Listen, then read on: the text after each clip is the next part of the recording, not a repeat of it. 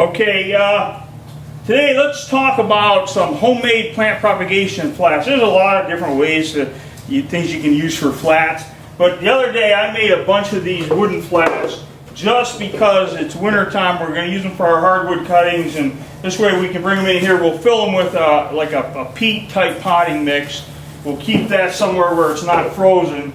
Right now it's kind of warm out, but that's going to change. And then we'll pack this stuff in here. So anyway, I'll give you the dimensions of this thing, because there's really only two dimensions that you need to know. This thing is, the end boards are 12 inches, and I've got them on the inside.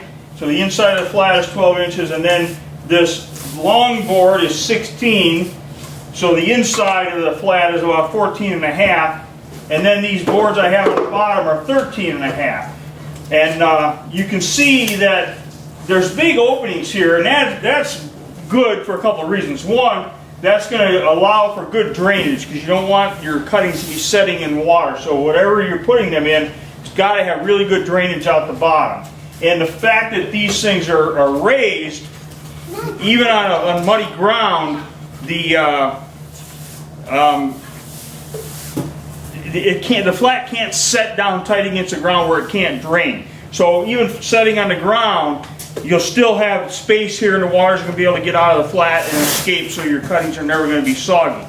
Another thing that this does is when these things are setting flat on the ground, you've got 3/4 of an inch of airspace there. When the cuttings try and root out the bottom of the flat, which they will typically do a lot of times, especially with things that root aggressively, these things will actually air prune the cutting. So as the cutting tries to grow out there, it's going to hit the air. As soon as the root, when the root tries to grow out there, as soon as the root hits the air, the tip of that root dies back.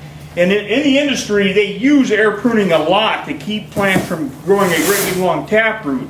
So when you trim a plant with a single stem, you cut it off here, you get multiple stems. You cut it again, you get multiple stems. The same thing with roots. If you got a great big long taproot, that's no good. But if you keep that thing trimmed as it grows, you're going to get a nice tight root ball with a lot of fibrous roots. So when the cutting's trying to send roots out here, the air. So actually, if you really wanted to make sure they were airproof, you could set these on concrete blocks, so you've got plenty of airspace. And anytime the root comes out the bottom, boom, the air is going to nip it off, and that's going to force that cutting to make more lateral roots, and you'll end up with a much nicer root system. So there are a lot of advantages to these things. So anyway, this is treated 1x4. I've never had a problem with treated wood in my plants. Whatever the treatment is doesn't travel horizontally into the soil. So, and of course they'll last a long time. They're good and sturdy. Once they dry out, this treated wood dries out pretty good. Then they'll be relatively light.